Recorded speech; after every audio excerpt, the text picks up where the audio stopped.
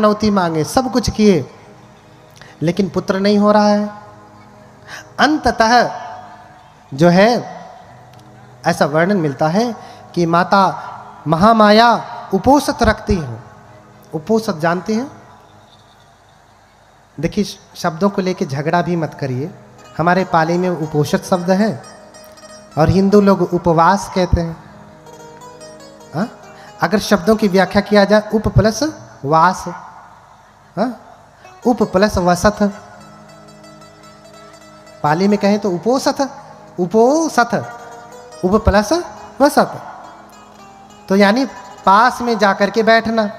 उपवास माने पास में जाकर के वास करना, बैठना, यही ना, दोनों का अर्थ सेम ही है। लेकिन व्याख्या उनके में क्या है, हमारे में क्या है, दोनों में अंतर है। उनका दूसरे धर्मों का उपवास का सिस्टम अलग है, हमारे धर्म के उपोषित का सिस्टम अलग है। वहाँ तो 24 घंटे सरपुतिया का जूस पी के रहेंगे, शरीर को जलाएंगे, लेकिन यहाँ शरीर को नहीं जलाना है, मन को ठीक करना है। क्योंकि सब करता धरता कौन है? करता धरता कौन है? मन है कि ऊपर वाला? ऊपर वाला है। मन क्या करेगा? सही कह रहा हूं? कौन है? कौन है? ऊपर वाला है, ऊपर वाला। करता धरता कौन है? ऊपर वाला। बोलिए भगवान बुद्ध की। इस शरीर के सबसे ऊपर कौन है? बहुत उधर आकाश में मत जाइए। कौन है? ऊपर वाला। ये जब ऊपर वाला गड़बड़ होता है तो एक्सीडेंट हो जाता है। पत्नी से झगड़ा करके गया, अब खिन्न लड़ा दिया गाड़ी। कौन गड़बड़ हुआ? कौन नाराज हुआ? ऊपर वाला नाराज है। ऊपर वाला नाराज है, अच्छा इससे शादी नहीं हुई तो अब मैं जीऊंगा नहीं, मर गया। कौन नाराज हुआ? भैया कहते हैं ऊपर वाला नाराज हुआ इसलिए ऐसा। ऊपर वाला तो नाराज हो रहा है, लेकिन वहां कहां देखते हैं? कहां देखना है? इधर देखिए, उधर का छोड़िए, कहां देखिए? इधर देखिए। ऊपर वाला ठीक है तो सब कुछ ठीक होगा। सब कुछ ऊपर वाले के ऊपर निर्भर है, जो चाहे ऊपर वाला कराए। इसीलिए भगवान ने कहा मनोपुबंगमा धम्मा मनोसेठा मनोमया। सारे धर्म, सारे कार्य किसके अनुसार है? मन के अनुसार। मन यानी ये ऊपर वाला, इस ऊपर वाले के अनुसार है। जो चाहेंगे सो करेंगे, किसके अनुसार? मन के अनुसार। तो ऊपर वाला ठीक हुआ। माता महामाया और सुद्धोधन उपोषित का पालन करते हैं। आगे उपोषित बताऊंगा। उपोषित कब कब रखना है, कैसे रखना है, उसका लाभ क्या है। और ये वैज्ञानिक आप मानते हैं तो ये भी आप मान के चलिए कि उसका लाभ भी आपको मिलेगा 100%, है ना। ये नहीं कि ठीक से किया कि नहीं किया, कैसे नहीं, आप करेंगे तो उसका लाभ मिलेगा ही। अगर आपने पढ़ाई किया है, परीक्षा दे रहे हैं तो रिजल्ट आना ही है, इसमें कुछ शंका की गुंजाइश नहीं। करेंगे तो होना ही है, फल मिलेगा। अब ये सुमेध बोधिसत्व अपने गर्भ का अवलोकन करते हैं कि किस गर्भ में जाऊं, कौन मेरी माता होगी। तो देखते हैं कि सुद्धोधन पिता होंगे और माता महामाया होंगी। इधर माता महामाया चूंकि उपोषित रखती थी तो इन्होंने उपोषित रखा। और कहते हैं कि पूर्णिमा के दिन में दान किया जाता है। माता महामाया उपोषित रखती हैं और मुक्त हस्त से दान करती हैं। क्या करती हैं? दान करती हैं। राज दरबार में बैठ करके जिसके पास भोजन नहीं था उसे भोजन दिया, जिसके पास वस्त्र नहीं थे उन्हें वस्त्र दिया, जिन्हें धन की आवश्यकता थी उन्हें धन दिया, जिन्हें आवास की आवश्यकता थी आवास बनवाने का आदेश दिया, आवास बना।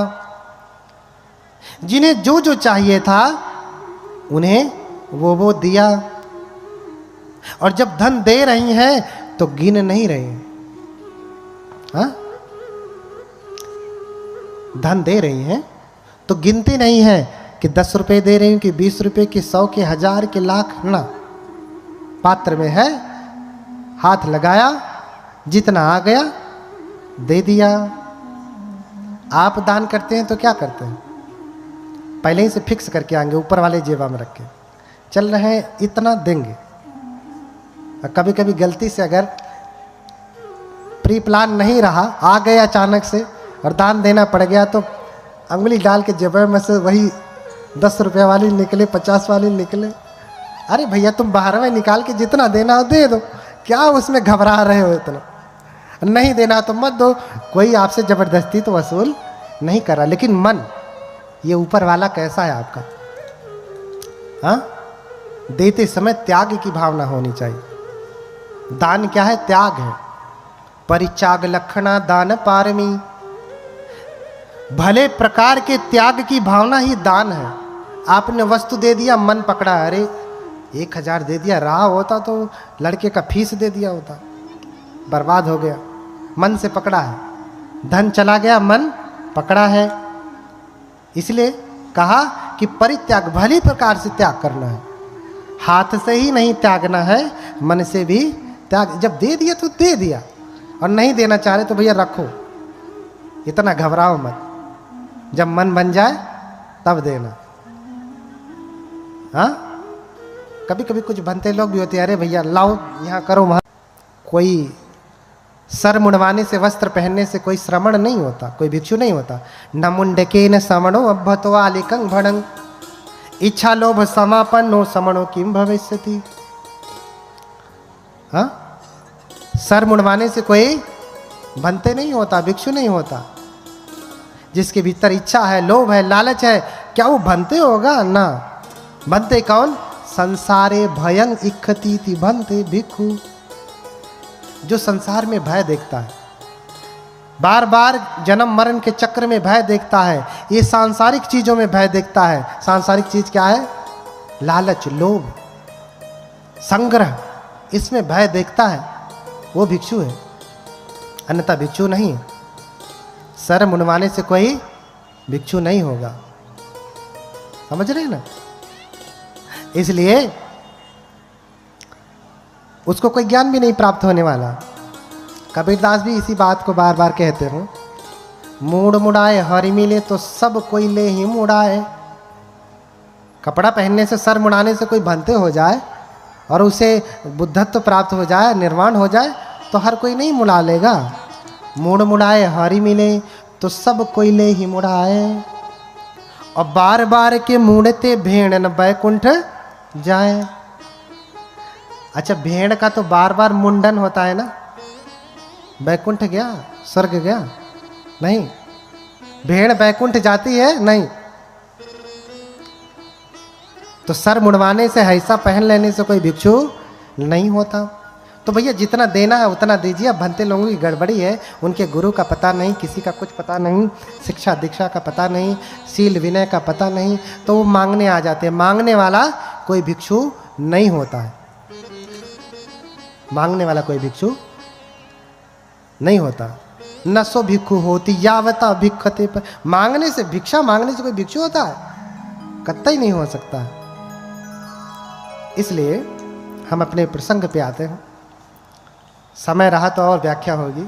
बोलिए भगवान बुद्ध की। हाँ, तो उपोषित रखी, उपोषित का पालन किया, दान दिया। और फिर ये बोधिसत्व जब विलोकन करते हैं तो देखते हैं यही मेरी माया है, मेरी माता है, इसी के गर्भ में मुझे जाना है। तो दान आदि कृत्य करके ऐसा वर्णन मिलता है कि जब वो अपने सैया पे जाती हैं, बिस्तरे पे सोने के लिए जाती हैं, उसी रात वो स्वप्न देखती हैं। स्वप्न देखती हैं कि आप गर्भ में आ गए। कौन? सिद्धार्थ। उधर सुमेध से देवतागण निवेदन कर रहे हैं, उधर देवतागण निवेदन कर रहे हैं हाथ जोड़ करके, कतंजलि ही देवे ही याचितो द्विपतुत्तमो संबोधायम तुहियं कालंती आदिना। हाथ जोड़ करके निवेदन करते हैं कि हे देव, आपके बुद्धत्व का समय आ गया, अर्थात आप जन्म ग्रहण करें। थोड़ा सा इको कम कर दो इसका, इको थोड़ा कम, आवाज साफ नहीं आ रही, हल्का सा इको कम। आपके जन्म लेने का समय आ गया, अब आप जन्म लें। और इधर माता महामाया सोई हैं, स्वप्न देख रही हैं। और देवताओं ने जब निवेदन किया तो निवेदन स्वीकार किया। माता महामाया स्वप्न देख रही हैं। क्या स्वप्न देख रही हैं? कि वो सोई हैं और उनकी सैया को चातुम महाराजी के देवता हिमवंत प्रदेश में उठा ले गए। अब स्वयं भगवान बुद्ध और उनका धम्म आप पढ़िए, बाबा साहब द्वारा लिखित। वो सोई हैं और उनकी सैया को चातुम महाराजी के देवता हिमालय पे उठा ले गए। हिमवंत प्रदेश अर्थात हिमालय में ले गए। और फिर देवताओं की जो स्त्रियां होती हैं वो आती हैं, माता को लेकर के जाती हैं, स्नान कराती हैं, सुंदर वस्त्र पहनाती हैं और फिर सैया पे ला करके लिटा देती हैं। और फिर क्या देखती हैं कि माता महामाया लेटी हैं सैया पे और एक सफेद हाथी अपने सूंड में सफेद जो है कमल का फूल लेकर के सामने प्रकट होते हैं, आते हैं। और माता महामाया की 3 बार परिक्रमा करके दाहिने तरफ से माता महामाया की कुक्षी में प्रवेश करते हैं। कुक्षिम विशंतम गजवदहि माया देव्या विलोकेव कुलम नमामि।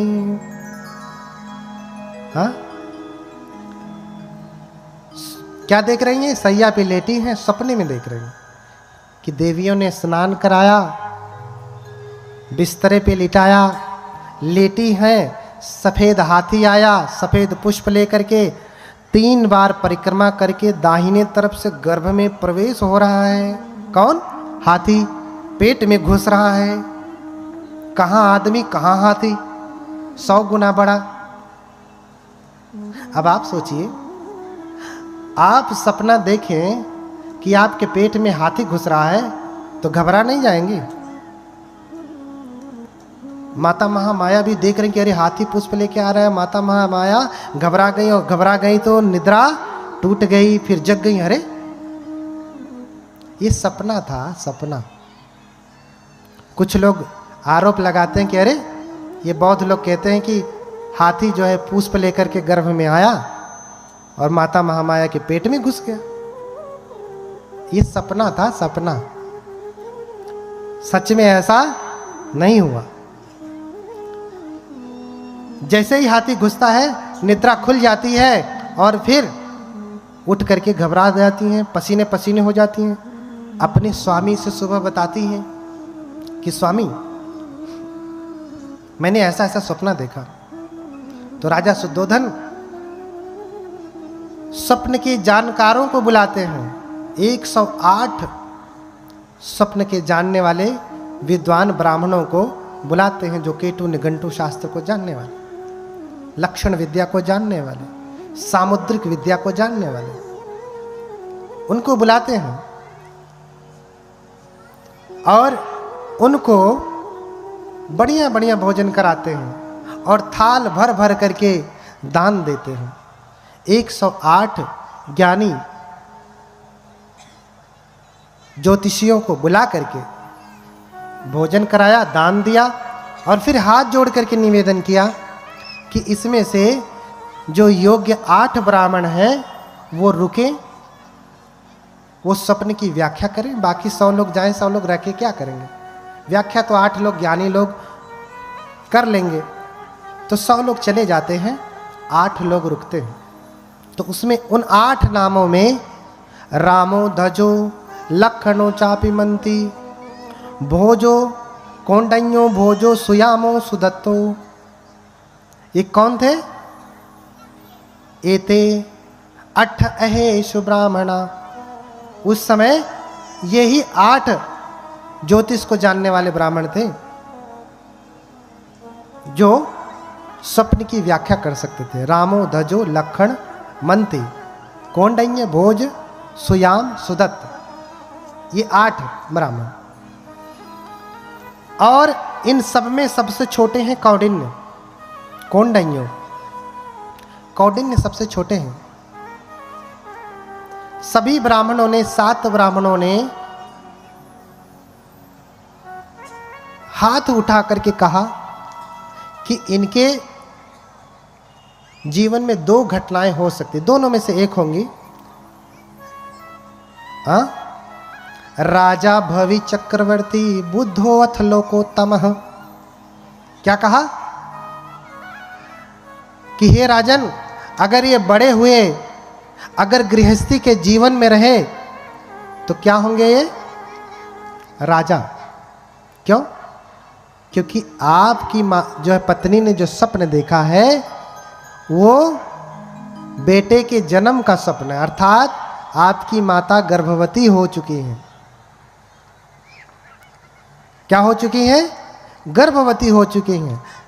इसलिए उन्होंने सपना देखा, अगर ये बच्चा जन्म लिया, घर में रहा, गृहस्थी के जीवन में रहा तो चक्रवर्ती राजा होगा, और अगर घर छोड़ा तो बुद्धो अथ लोकोत्तमः, इस लोक का सबसे उत्तम पुरुष क्या होगा? बुद्ध होगा। या तो बुद्ध या फिर चक्रवर्ती राजा, दोनों में से एक ही हो सकते हैं, दूसरे नहीं। नाखो राजा द्वे वे गतियों, 2 गति नहीं है, एक ही गति, या तो राजा या फिर बुद्ध। ये 2 बातें कहते हैं। लेकिन कौंडिन्य जो सबसे छोटे हैं वो कहते हैं कि राजन, मैं 2 बातें नहीं कहूंगा, एक ही बातें कहूंगा। क्यों? क्योंकि आपने कभी कभी देखा होगा भगवान बुद्ध को यहाँ पे बिंदी बना देते हैं ना, बिंदी। अगर आपने श्रीलंकन मूर्ति देखा होगा, प्रतिमा देखा होगा श्रीलंकन बुद्ध, तो वहाँ ऐसे घुमा करके ऐसे ओडिमा रहती है ना, आपने देखा होगा ऐसे घुमा करके। उसको क्या कहते हैं? आपने देखा है, क्या कहते हैं उसको? किसी को पता है? नहीं, बस हम कहते हैं बिंदी लगी है, टीका लगा है। नहीं, हाँ कुछ लोग हैं ऐसे गोल सा बना देते हैं, ऐसा नहीं है। लेकिन श्रीलंकन में ऐसे घुमा करके ऊपर लौ निकली हुई अग्नि, जैसे अग्नि की शिखा होती है, जैसे दीपक की ज्वाला होती है, लेकिन ऐसे घूमी हुई ऊपर जलती हुई, उसे कहते हैं ओडिमा। क्या कहते हैं? ओडिमा। उस ओडिमा के दाहिने होने से वो 2 प्रकार से होती है। अगर ये बाएं की तरफ होती तो ये चक्रवर्ती राजा होते, लेकिन ये दाहिने की तरफ है, इसलिए ये बुद्ध होंगे। और कौंडिन्य ने कैसे जाना? क्योंकि कौंडिन्य जो है मुख्य सामुद्रिक विद्या जानते थे। क्या जानते थे? मुख्य सामुद्रिक विद्या में पारंगत थे, अर्थात मुख के लक्षण को देख करके बता सकते हैं आपका भविष्य, आप क्या होंगे, कौन से स्वभाव के हैं, अच्छे हैं, बुरे हैं, गुस्सैल हैं, है ना, लालची हैं, दानी हैं, सब बता देंगे। उसे मुख्य सामुद्रिक विद्या कहते हैं। हाँ, आजकल तो बहुत सारी वैज्ञानिक किताबें मिलती हैं। लोग कहते हैं ऐसे किया तो उसका अर्थ दूसरा, वैसे किया तो उसका अर्थ दूसरा, मुंह टेढ़ा किया तो उसका अर्थ दूसरा। एक प्रकार से विद्या ही है। लेकिन बाकी के 8 जो ज्ञानी थे, ये 7 ज्ञानी ये समझ नहीं पाए, सिर्फ कौंडिन्य ही समझते हैं। और दाहिने तरफ था, ये देख करके कहे कि राजन ये सिर्फ बुद्ध ही होंगे, चक्रवर्ती राजा नहीं होंगे। इसलिए राजा को अच्छा नहीं लगा, बाकी के 7 बूढ़े बुजुर्गों को भी अच्छा नहीं लगा कि आप कैसे कह सकते हैं, आप गलत कह रहे हैं। राजा को भी नहीं अच्छा लगा, क्योंकि कोई ऐसा चाहता है कि उसका बेटा जो है घर छोड़ के सन्यासी बने, प्रवज्जित बने? कोई चाहता है? जरा इधर हाथ उठाए माताएं, कोई चाहता है? नहीं। कोई नहीं चाहता। लड़का भले शराबी बन जाए, गजेड़ी बन जाए, नशेड़ी बन जाए, जुआरी बन जाए, शराब पी करके आए, माँ का बाल पकड़ करके जो है 2-4 थप्पड़ लगाए, ज़्यादा बोले तो मुंह पे एक दे खींच करके, लेकिन बेटा सन्यासी हो जाए, पूज्य हो जाए, लोग उसका स्वागत करें, ऐसा कौन चाहता है? ऐसा कोई बुद्धिमान तो नहीं चाहता, कोई पागल ही होगा जो चाहेगा ना। तो राजा भी यही सोचता है, व्यंग है। राजा भी यही सोचता है कि मेरा बेटा तपस्वी ना हो, क्या बने? राजा बने। मैं राजा हूं, मेरा बेटा भी राजा बने। मैं डॉक्टर हूं, मेरा बेटा भी डॉक्टर तो बन गया, चला गया मुंबई में शिफ्ट है, क्या करोगे? क्या फायदा है? कभी आता भी नहीं, फोन भी नहीं करता। बनाओ डॉक्टर। डॉक्टर के साथ साथ उसको एक अच्छा मनुष्य भी बनाना है। अब इसका अर्थ ये नहीं जो मैं कह रहा हूँ आप डॉक्टर इंजीनियर सब बनना छोड़ दीजिए, और तेजी से बनिए, लेकिन उद्देश्य भी समझिए, ठीक है? तो राजा खुश नहीं हुए, दुखी हुए, और बाकियों का सत्कार किया लेकिन कौंडिन्य का नहीं किया। विद्वानों का सत्कार बहुत कम होता है, विद्वानों की आलोचना बहुत होती है। क्यों? क्योंकि वो जो सत्य जानते हैं वो ठीक विपरीत होता है, जो आज तक वो जानते रहे होंगे उससे ठीक विपरीत। जब पेड़ से फल गिरा, उसने प्रश्न कर दिया कि अरे ये नीचे क्यों गिरा, ऊपर क्यों नहीं जाता? तो लोगों ने उसे पागल कह दिया, मूर्ख कह दिया, अरे इसके पास तो दिमाग नहीं है, ऐसा कह दिया। लेकिन असली ज्ञान तो वही था। तो इन्हीं सब बातों के साथ समय बहुत हो गया। आप लोगों का जो पैर है, आपका जो दुश्मन है, बार बार आपको परेशान कर रहा है, आपको बैठने नहीं दे रहा है, और इसीलिए बाकी की कथा और भी गंभीर बातों की चर्चा कल होगी। आज शुरुआत थी, इसलिए छोटी छोटी बातों पे चर्चा किया। कल गंभीर जो है धर्म की चर्चा होगी। आप सभी लोग समय से आएँ, और इन्हीं सब बातों के साथ अब जो है मैं अपनी वाणी को विराम दूंगा से। लेकिन ये गौरव है धम्म के प्रति, संघ के प्रति, बुद्ध के प्रति। आज आप सभी लोग कथा सुनेंगे, बहुत सारे ऐसे शब्द मिलेंगे जो आपको पचेंगे नहीं, खाते ही उसमें उबाल आने लगेगा, जी मचलाने लगेगा सुनते ही। लेकिन ये 3 दिन का प्रोग्राम है। पहले दिन जी मचलाएगा, दूसरे दिन थोड़ा ठीक होगा, चौथे दिन रोग से मुक्ति हो जाएगी। शब्दों को लेकर के घबराने की आवश्यकता नहीं। 3 दिन अगर आपने ठीक से सुना तो आपको अधिकतम शब्दों के उत्तर मिल जाने हैं। इसलिए शब्द को लेकर के आप परेशान न होइए। कभी देवता, कभी देवलोक, अन्य अन्य चीज़ें आपको सुनने को मिलेंगी। चूँकि ये जो कथा होगी ये मूल त्रिपिटक से होगी। त्रिपिटक क्या है? ये हम लोगों का बौद्ध ग्रंथ है, बौद्धों का धर्म ग्रंथ है। और ये मूल त्रिपिटक जो पूरे विश्व में मान्य है, वो 6वीं संगीति का, 6वें संगायन का, वो संगायन जिसमें स्वयं बाबा साहब रहे हैं, डॉक्टर भीमराव अंबेडकर रहे हैं, जिस संगीति में, जिनकी देखरेख में, जिनके अनुमोदन से 6वीं संगीति संपन्न हुई है। इसलिए जो प्रमाण होंगे, जो शब्द होंगे, उन्हीं त्रिपिटक से हैं। अगर उसमें अशुद्धि होगी, गड़बड़ी होगी आपको समझने में, तो थोड़ा रुकिएगा, क्योंकि मैं जो कहूँगा वो बाबा साहब द्वारा अनुमोदित त्रिपिटक से ही कहूँगा, तो उसका अर्थ होगा, उसे आप समझिएगा। कभी कभी आपको लगेगा ये तो मिलावट है, किसी अन्य धर्म जैसा है।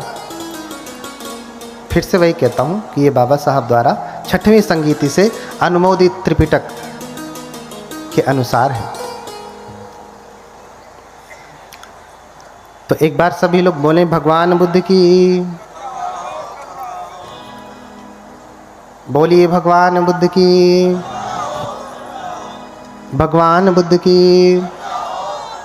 थोड़ा जगह ले सकते हैं, गर्मी हो रही है तो उधर पीछे तक जगह खाली है ना, थोड़ा सरक के बैठेंगे तो कम गर्मी लगेगी। देखिए, इसलिए हमने भी पंखा बंद करवा दिया, ताकि आपको ऐसा ना लगे कि हम तो पंखा की हवा ले रहे हैं और आप गर्मी में बैठे।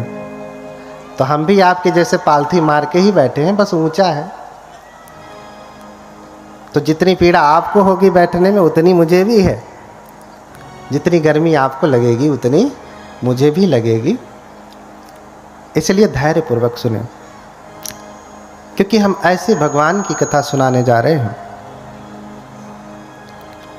कथा तो बहुत सुनते हैं आप, कथा सुनने के बाद मन में प्रश्न आता है, या कभी कोई आपसे पूछता है कि अरे आप तो कथा सुन करके आई हैं, आपके भगवान तो ऐसा कर लेते हैं वैसा कर लेते हैं, कभी हवा में उड़ जाते हैं, कभी ये लीला कर लेते हैं, तो आप लोग क्यों नहीं करते? हमें भी तो करना चाहिए ना। हम कक्षा में जा रहे हैं और गुरु हमें पढ़ा रहा है। क्या पढ़ा रहा है? कि पानी कैसे बनता है। और फिर कहे गुरु, शिक्षक कि चलो तुम भी H2O को मिला के पानी बनाओ, पूरा विधि बताया, तो आप बनाएंगे कि नहीं? बनाएंगे और बनेगा भी। और आप ये कह दें कि अरे वो तो वैज्ञानिक थे, उन्होंने बना दिया, हम कैसे बनाएंगे? तो फिर आपकी पढ़ाई का कोई अर्थ है? कोई अर्थ नहीं। ऐसे ही कथा आप सुनते हैं और सुनने के बाद कहा जाए तुम भी उस भगवान जैसे बनो, तो क्या उत्तर देते हैं? अरे वो तो भगवान है, वो तो सब कर सकते हैं, हम कैसे करें? हम तो इंसान हैं ना। तो फिर जब भाई भगवान है, उनका जीवन, उनका प्रसंग तुम्हारे लिए सार्थक नहीं, ये कक्षा तुम्हारे लिए सार्थक नहीं, तो सुनने का कोई अर्थ है? नहीं। इसलिए हम सभी लोग आज इकट्ठा हुए हैं कि जो कथा सुनेंगे, कैसे कोई एक व्यक्ति बुद्ध हो जाता है, जिनकी तस्वीर लगी है, इधर पीछे भी लगे हैं। कैसे कोई एक व्यक्ति माँ के गर्भ से ही जन्म लेकर के बुद्ध हो जाता है, और हम सभी माँ के गर्भ से आकर के ठीक से मनुष्य भी नहीं हो पाते हैं। सारा जीवन पशु का जीवन रह जाता है। क्या कारण है? क्या कारण है? तो आपको ये चरित्र सुनना पड़ेगा। अगर आप ठीक से सुनेंगे तो आपके जीवन में भी परम भगवत्ता जगेगी, आप भी भगवान हो सकते हैं। भगवान कौन? हाँ, भगवान कौन? अक्सर प्रश्न होता है कि भगवान किसे कहते हैं। बौद्ध धर्म में भगवान नहीं होते, अन्य लोगों को भगवान कहा जाता है। शब्दों को लेकर के लोग लड़ाई करते हैं, भगवाधारी भगवाधारी कहते हैं। आप शब्द भी देखें, भगवा, क्या भगवा शब्द संस्कृत में है? क्या भगवा शब्द हिंदी में है? क्या भगवा शब्द अंग्रेजी में है? हाँ, उर्दू में है, अरबी में है, फारसी में है, इटाली में है, किसी में है? नहीं। किस में है? मूल पाली और प्राकृत में ही भगवा है। प्राकृत में भी भगव शब्द है, पाली में भगवा है। और अगर हम ये कहें कि ये भगवाधारी भगवाधारी, तो आप किसको कह रहे हैं? बुद्ध को कह रहे हैं। किसको कह रहे हैं? बुद्ध को कह रहे हैं। क्यों? क्योंकि पाली में ही भगवा शब्द होता है, किसी अन्य भाषा में नहीं होता। और पाली बुद्ध की मूल भाषा है। पाली बुद्ध की मूल भाषा। इसलिए भगवा शब्द समझे। भगवान किसे कहते हैं? भगवा माने भगवान। हिंदी में करेंगे तो भगवान हो जाएगा, हिंदी में भगवान हो जाएगा। पाली में कहेंगे तो भगवा हो जाएगा, भगवतो हो जाएगा, भगवंत हो जाएगा। भगवंत नॉमिनेटिव केस में भगवा भगवंत ही होता है। कथा में लिखा है ना, बुद्ध चरित भगवंत कथा। अब भगवंत से भी आपत्ति होती है। विभक्ति पढ़ेंगे, जैसे हर शब्द का रूप होता है। बालक का संस्कृत में बालक है, बालक बालक होता है ना, ऐसे पाली में बालक हो बालका होगा, दो ही वचन होते हैं। और भगव शब्द का, भगवा शब्द का भगवा ही होगा, भगवंत होगा। पहले ही विभक्ति एक वचन में, नॉमिनेटिव सिंगुलर केस में पठमा एक वचन में आपको भगवा भगवंत ही होगा। तो भगवा किसे कहते हैं, भगवान किसे कहते हैं? तो कहा कि भग रागोति भगवा। भगवान किसे कहा? भग रागोति भगवा, भग दोषोति भगवा, भग मोहोति भगवा, भगस पाप का धमा, भगवाते न मुच्यति। जिसने राग को भग्न कर दिया, क्या कर दिया?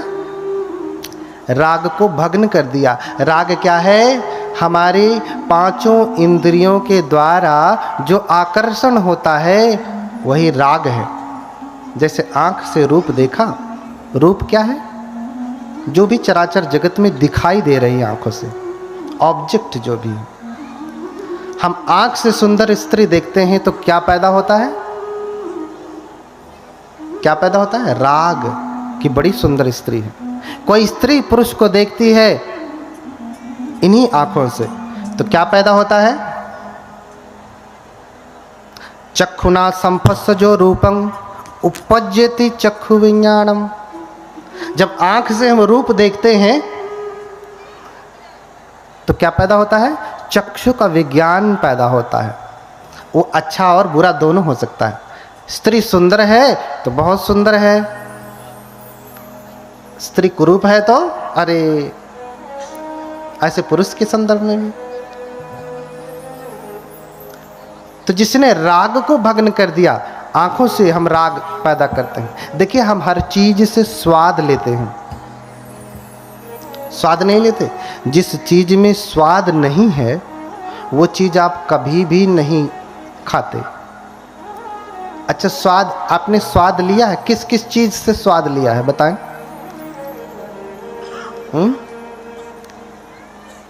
किस किस से? सलायतन फसजो रसंग वे विमर्तति। जब हमारे क्षह आयतन उनके आलंबनों के साथ टकराते हैं तो व्यक्ति स्वाद लेता है। स्वाद, आज तक आप एक ही स्वाद जानते हैं, एक ही प्रकार का आहार जानते हैं, लेकिन बुद्ध 4 आहार कहते हैं। कितने? कितने? 4 आहार कहते हैं। कौन कौन से? एक तो आहार आप जानते हैं, उसे कहते हैं कबलीकर आहार, कबलीकारो आहारो, कबलीकार आहार। अर्थात जिसे आप कबल बना के चबा करके चपर चपर चपर करके खाते हैं, वो क्या है? कबलीकर आहार। फिर क्या है? मनोसंचेतना आहार है। फिर क्या है? स्पर्श आहार है। फिर क्या है? विज्ञान, जिसे हम हिंदी में कहेंगे विज्ञान, विज्ञान आहार। ये 4 प्रकार के आहार हैं और इन्हीं के द्वारा, इन आहारों को हम लेते कैसे हैं? इन्हीं 5 इंद्रियों के द्वारा लेते हैं। आँख, कान, नाक, जीभ, त्वचा और मन। एक 6वीं इंद्री जुड़ती है जिसके द्वारा हम सारे रसों का आनंद लेते हैं। अच्छा, जिस चीज में स्वाद नहीं उसे आप खाते हैं? खाना कौन सा खाया? भोजन कौन सा किया? जिसमें स्वाद है। एक दिन अगर स्वादिष्ट भोजन न मिला तो आपका पेट न भरेगा। भरता है?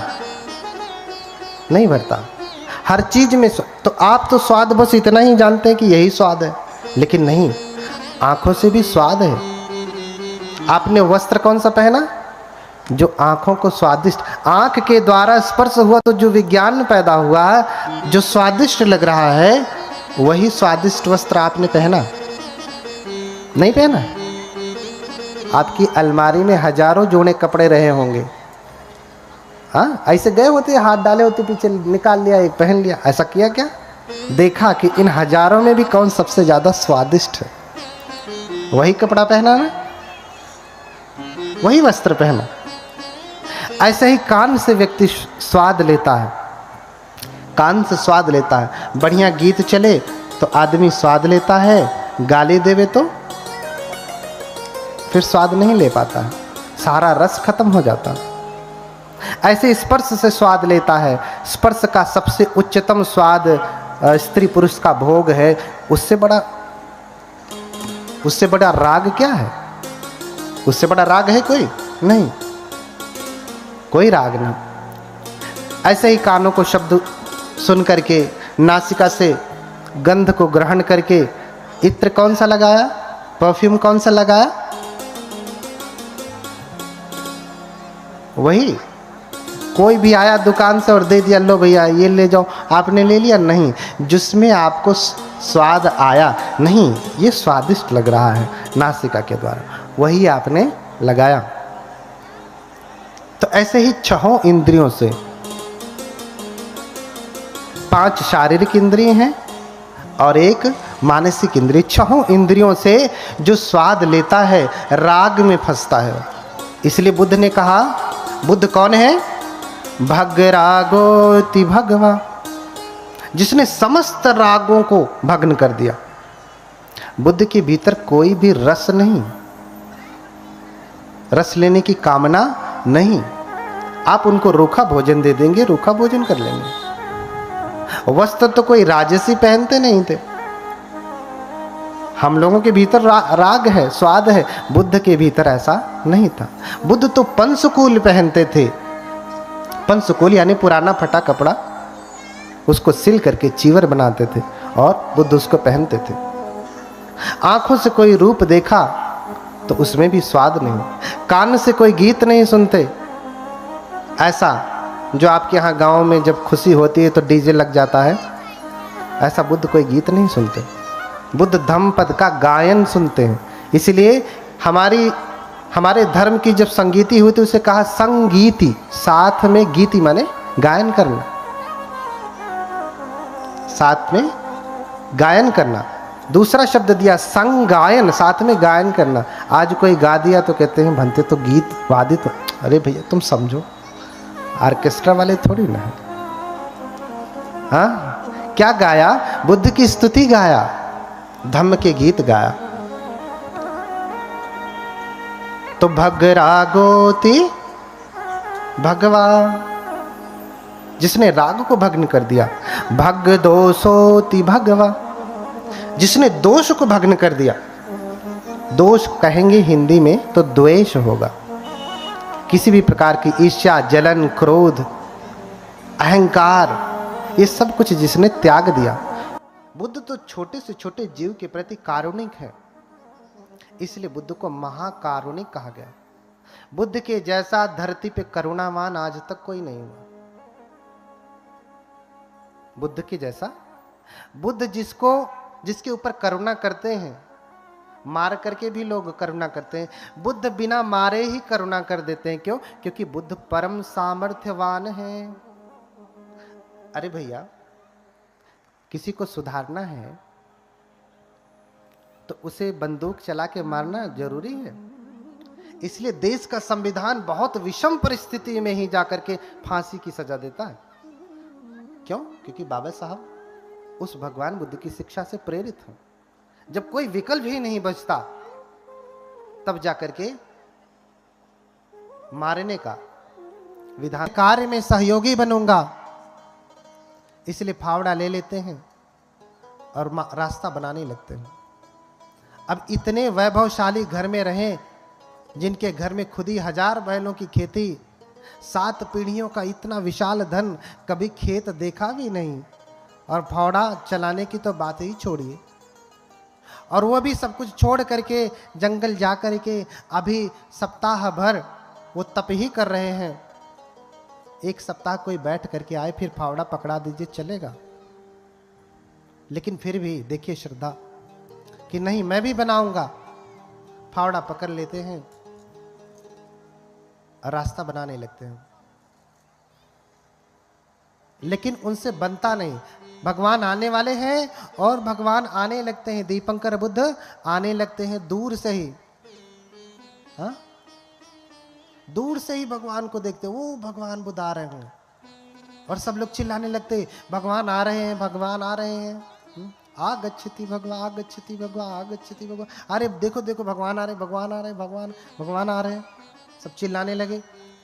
अब वो देखते हैं कि अरे भगवान आ रहे हैं, लेकिन अभी इनके हिस्से का जो रास्ता बनाना था ये बना नहीं पाए, सफाई नहीं कर पाए। अभी पानी बह ही रहा है, कचरा बह ही रहा है, थोड़ा सा बचा है। अब भगवान अगर आएंगे तो उनके पैरों में पंख लग जाएगा, कीचड़ लग जाएगा। सोच रहे हैं भगवान। और सुमेध तपस्वी, क्या करूं, भगवान आ रहे हैं क्या करूं, भगवान आ रहे हैं क्या करूं, समझ में नहीं आ रहा।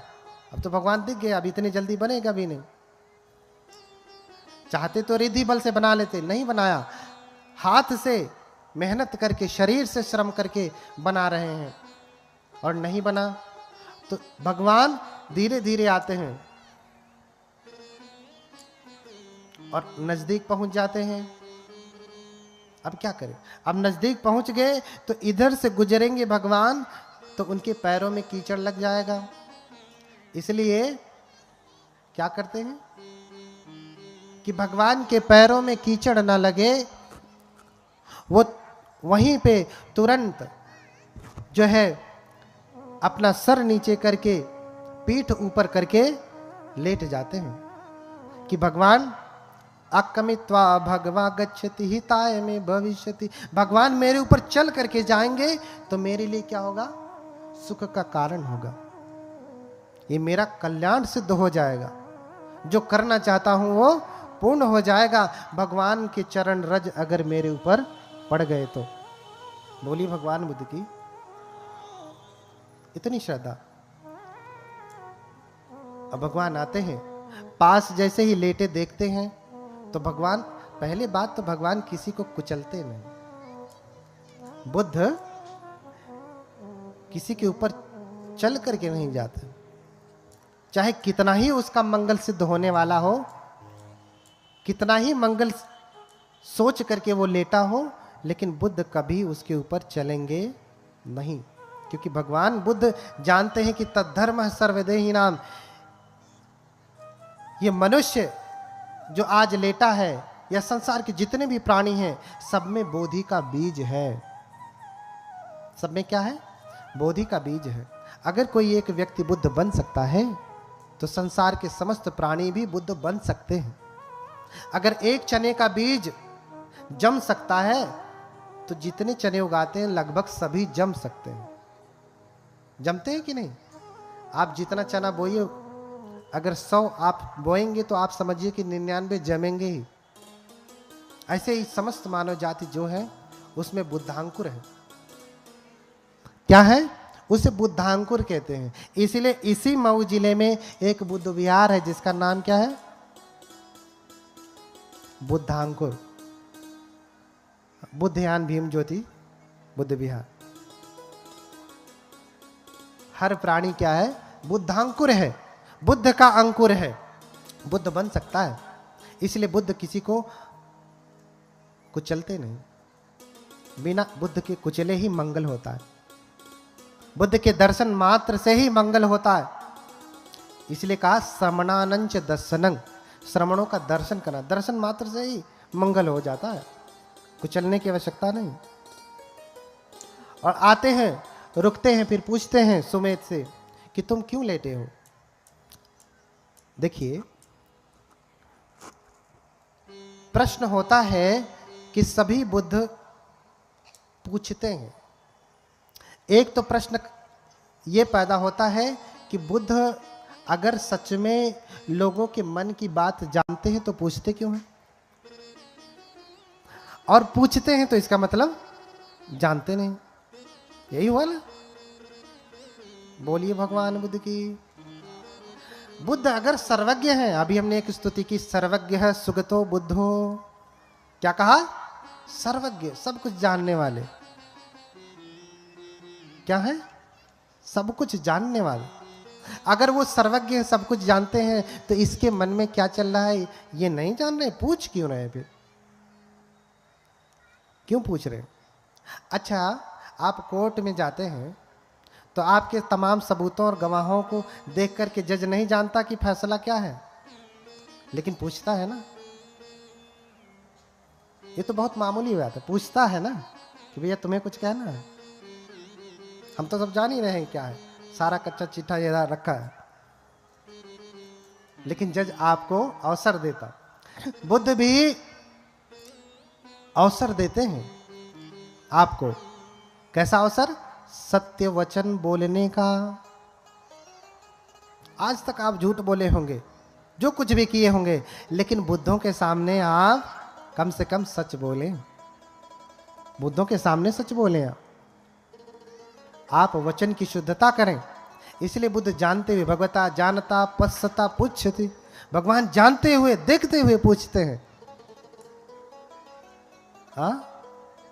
फिर पूछ लिया कि क्यों लेटे हो, इस प्रकार लेटने से तुम्हारा क्या सिद्ध होने वाला है?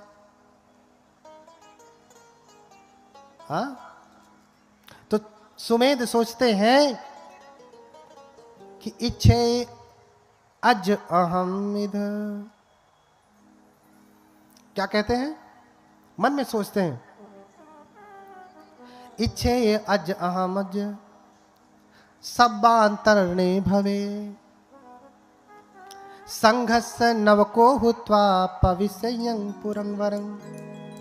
अगर मैं चाहूं तो इसी समय अपने समस्त क्लेशों को नष्ट करके, क्योंकि 5 अभिज्ञा और 8 समापत्ति में सिद्ध व्यक्ति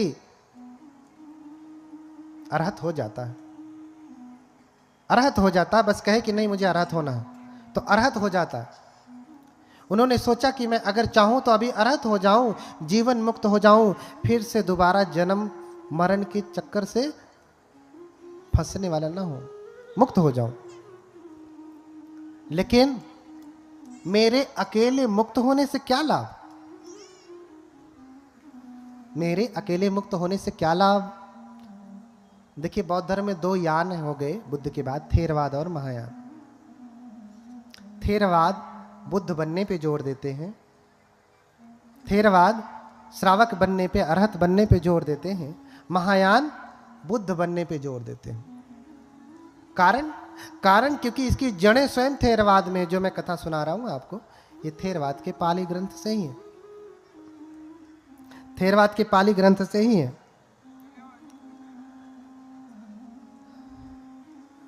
तो उसमें खुद ही कह रहे हैं,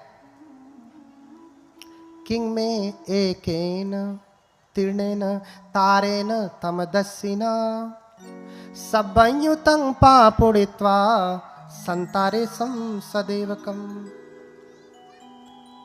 कह रहे हैं कि मैं चाहूं तो अभी अरहत हो जाऊं, लेकिन मेरे अकेले मुक्त होने से क्या लाभ? ये सारे लोग तो दुखी ही रह जाएंगे। इनको कौन तारेगा? इनको कौन तारने के मार्ग पे लेकर के जाएगा? इसलिए संघर्ष नवको हुत्वा पविष्यं पुरं वरं। इसलिए मैं भी बुद्ध के जैसा होना चाहता हूं, मैं भी बुद्ध बनना चाहता हूं, ताकि मैं लोगों को सम्यक ज्ञान दे सकूं और लोग भी इस भव चक्र से मुक्त हो सके। इसलिए मुझे मुक्त नहीं होना है, मुझे क्या होना है? बुद्ध होना है।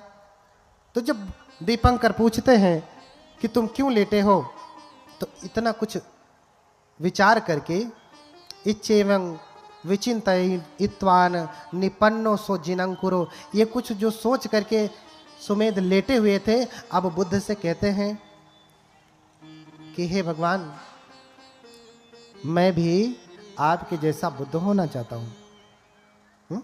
बुद्ध का अर्थ क्या है? बुद्धति अरिय सच्चानीति बुद्धो, जो आर्य सत्य को जानता है। बोधेता पजायाति बुद्धो, और उस सत्य को जानते ही नहीं, दूसरों को भी उसका अवबोध कराते हैं। ये क्षमता सब में नहीं होती। ज्ञान तो जान जाएंगे, बुद्ध के अलावा भी और बुद्ध होते हैं, जिसे कहते हैं पच्चेक बुद्ध। उसे पच्चेक बुद्ध कहते हैं। वो भी बुद्ध जैसे सामर्थ्यवान होते हैं, लेकिन उन्हें धर्म का ज्ञान है किंतु दे नहीं सकते, ये गुण ही नहीं। बहुत सारे ऐसे लोग हैं जो परम ज्ञान से समन्वित हैं, लेकिन वो दूसरों को ज्ञान जब देंगे तो कोई सुनता नहीं, या तो लोग उठ के भाग जाएंगे, क्या बोल रहा है। क्यों? क्योंकि वो पारमिता पूरी करके नहीं आए। ज्ञान है, बहुत ज्ञान है, लेकिन देने का बल नहीं है, देने का सामर्थ्य नहीं है। इसलिए बुद्ध के पहले भी बुद्ध होते हैं, पच्चेक बुद्ध होते हैं, श्रावक बुद्ध होते हैं, है ना। तो मैं भी आपके जैसा बुद्ध होना चाहता हूं। मुझे आशीर्वाद दें कि मैं भी बुद्ध बनूं, आपके जैसा बनूं। और फिर दीपंकर बुद्ध सोचते हैं कि क्या ये सच में बुद्ध बनेंगे। तो अपने दिव्य चक्षु से देखते हैं कि क्या ये बुद्ध बनेंगे। तो देखते हैं, क्या देखते हैं कि ये बुद्ध बनेंगे। ये क्या बनेंगे? बुद्ध बनेंगे। कितने कल्पों के बाद? कप्पे सतसहस्र च चतुरो च असंख्य। इतने कल्प के बाद, जिसकी अभी हमने व्याख्या की, ये बुद्ध बनेंगे। और इनकी माता कौन होंगी? महामाया होंगी। और पिता कौन होंगे? शुद्धोधन। पिता च शुद्धोधनस्तु तत्र तत्र पतिरूप जन्नी गुणान्विता। पिता भी वो शुद्धोधन होंगे और माता महामाया भी वहां वहां होंगी। ऐसा कहा, ऐसा देखा। और फिर जब उन्होंने कहा कि हे भगवान, मुझे भी बुद्ध होना है, तो दीपंकर बुद्ध ने अनुमोदन किया, आशीर्वाद दिया। एवं होतु, जिसे आप कहते तथास्तु संस्कृत में। बुद्ध ने क्या कहा? एवं होतु, आशीर्वाद दिया, ऐसा ही हो, जो तुम चाह रहे हो ऐसा ही हो। और ऐसा कह करके स्वयं दीपंकर बुद्ध सुमेध तपस्वी की 8 बार परिक्रमा करते हैं और 8 मुट्ठी पुष्प से उनकी पूजा करते हैं। पूजे ही 8 मुट्ठे ही पुष्पे ही गुणक्वयो। उन्होंने 8 मुट्ठी पुष्प से क्या किया? पूजा किया। 8 बार प्रदक्षिणा की, प्रणाम प्रदक्षिणा। आप कभी भी सारनाथ आइए और जब आप आएंगे तो देखेंगे कि जितने बौद्ध धर्मावलंबी हैं, विदेशी जो परंपरागत बौद्ध हैं, वो सारनाथ के धम्मक स्तूप की परिक्रमा करते हैं। क्या करते हैं? परिक्रमा करते हैं। 3 बार, 5 बार, 7 बार, 8 बार परिक्रमा करते हैं। सैकड़ों बार परिक्रमा करते हैं। और लामा जी लोगों को देखेंगे तो वो तो 108 बार, हर दिन 108 बार परिक्रमा करते हैं। हर दिन कम से कम 108 बार पंचांग प्रणाम करते हैं, जैसे अभी हम लोग कर रहे थे। ये पंचांग था, अष्टांग लेट करके होता है, ये पंचांग प्रणाम था। तो कम से कम 108 बार परिक्रमा करते हैं, 108 बार पंचांग प्रणाम करते हैं। दीपंकर बुद्ध ने सुमेध की 8 बार परिक्रमा की। बुद्ध स्वयं बोधिसत्व की परिक्रमा कर रहे हैं। क्यों? क्योंकि ये भी होने वाले बुद्ध हैं, ये भी होने वाले बुद्ध हैं। तो दीपंकर बुद्ध सुमेध के शरीर की परिक्रमा नहीं कर रहे हैं, अपितु किसकी परिक्रमा कर रहे हैं? उनके भीतर उत्पन्न होने वाले बुद्धत्व की परिक्रमा कर रहे हैं कि ये होने वाले बुद्ध हैं, ये बोधि के बीज हैं, ज्ञान के बीज हैं, बुद्धत्व के बीज हैं। आज नहीं तो कल, जो कल्प पूरा होगा तो ये बुद्ध बनेंगे। और उनका देखा देखी उनके शिष्य भी 8 मुट्ठी पुष्प से उनकी पूजा करते हैं। अब आपके मन में प्रश्न होगा, 8 ही बार क्यों, 8 ही मुट्ठी पुष्प से पूजा क्यों किया? 10 क्यों नहीं किया? 20 कर लेते, या एक ही मुट्ठी क्या कम था? है ना? बोलिए भगवान बुद्ध की। क्योंकि जितने भी बुद्ध जब ज्ञान प्राप्त करते हैं, जितने भी बोधिसत्व जब बुद्ध बनते हैं, ज्ञान प्राप्त करते हैं, बुद्ध होते हैं, तो वो धर्म चक्र चलाते हैं और धर्म चक्र अष्टांगिक मार्ग ही है। इसलिए 8 अंगों वाला मार्ग, 8 अंगों वाला धर्म चक्र ये चलाएं, इसलिए 8 बार इनकी परिक्रमा की। बोलिए भगवान बुद्ध की। आप भी जब जाएं धम्मिक स्तूपा में तो परिक्रमा करें। कितनी बार? 8 बार। क्यों?